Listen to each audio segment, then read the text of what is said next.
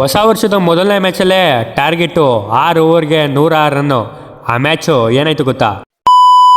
ಹೊಸ ವರ್ಷ ಇದ್ದಿದ್ದರಿಂದ ಅದ್ರ ಹಿಂದೆ ದಿವಸನೇ ಬೇಕ್ರಿ ಹೋಗಿ 2 ಕೇಕ್ ತೊಗೊಂಬಂದಿಟ್ಟೆ. ಯಾಕಂದರೆ ಒಂದು ಕರಾಟೆ ಕ್ಲಾಸ್ಗೆ, ಒಂದು ಮನೆಗೆ ಅಂತ.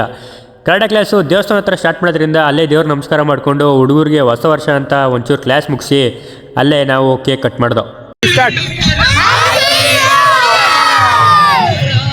ಹಾಗೆ ಅಲ್ಲೇ ಅಕ್ಕಪಕ್ಕ ಮನೆಯವ್ರಿಗೆಲ್ಲ ಕೇಕೆಲ್ಲ ಹಂಚ್ಬಿಟ್ಟು ಅಲ್ಲಿಂದ ಮನೆಗೆ ಬಂದೆ.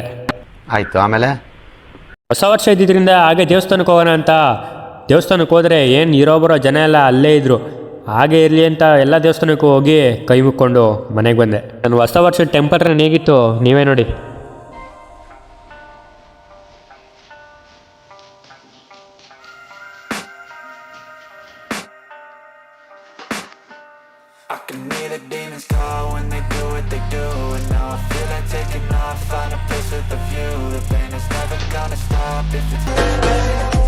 ನಾನು ಓದ್ ವ್ಲಾಗಲ್ಲಿ ಜೂನಿಯರ್ಗಳು ಗೆದ್ಬಿಟ್ಟು ಸೀನಿಯರ್ಗೆ ಉರ್ಸಿದ್ರು ಅಂತ ಹೇಳಿದ್ನಲ್ಲ, ಅವತ್ತು ಸ್ಟಾರ್ಟ್ ಆಗಿದ್ದು. ಅವತ್ತಿಂದ ಬರೀ ಸೀನಿಯರ್ಗಳು ಸೋಲ್ತಾನೆ ಅವರಂತೆ.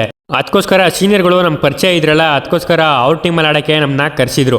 ಅಂದರೆ ಜೂನಿಯರ್ಗಳು ನಾವು ಹೋಗಿದ್ದೆ ಇಬ್ಬರು ನಮ್ಮ ನೋಡಿ ಎದುರ್ಕೊಂಡು ಮ್ಯಾಚ್ ಆಡಲ್ಲ ಅಂತ ಹೇಳ್ತಿದ್ರು. ಅದಕ್ಕೆ ನಮ್ಮ ಅಪ್ಪು ಏನಂತ ಕೇಳಿಸ್ಕೊಂಡಿದ್ದೀವಿ.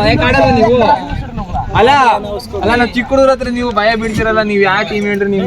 ನೀವು ದೊಡ್ಡ ಮೀಟರ್ ಬೇಕು, ಮೀಟರ್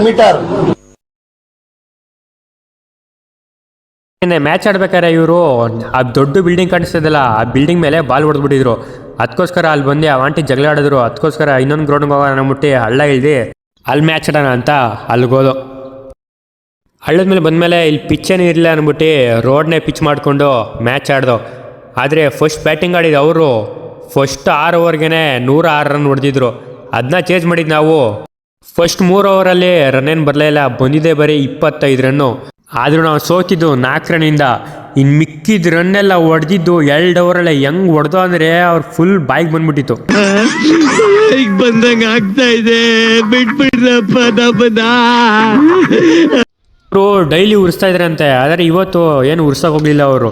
ಯಾಕಂದರೆ ಇನ್ನೊಂದು ಬಾಲ್ ಇದ್ದಿದ್ರು ಮ್ಯಾಚ್ ಯಾರ ಕಡೆ ಅಂತ ಅವ್ರಿಗೂ ಗೊತ್ತಿತ್ತು.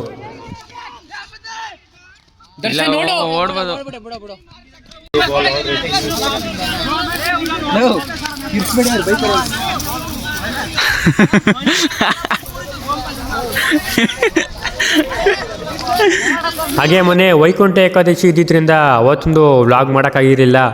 ಅವತ್ತು ಕ್ಲಾಸ್ ಇತ್ತಲ್ಲ, ಅದಕ್ಕೋಸ್ಕರ ವ್ಲಾಗ್ ಏನು ಜಾಸ್ತಿ ಮಾಡಿರಲಿಲ್ಲ.